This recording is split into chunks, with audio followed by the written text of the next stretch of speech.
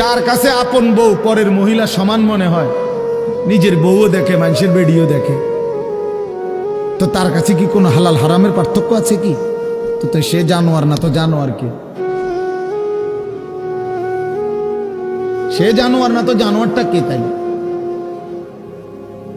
বলে, ইনসাফের কথা বলে, নাহলে বিচারে কর কি কয়। এই জন্য এটা সবসময় মনে রাখবেন, জওয়ান হন আর বুড়া হন, আমি হই আর আপনি হন, হালাল হারামের পার্থক্য যার মধ্যে নাই, কুকুরের মধ্যে কোনো হালাল হারামের পার্থক্য নাই, কুকুরের মধ্যে পাক নাফাকের কিছু নাই, কারণ যেহেতু সে জানোয়ার। কিন্তু মানুষ যে ইনসান, তার সৃষ্টিগত সত্তার মধ্যে হালাল হারামের অনুভূতি থাকতে হবে।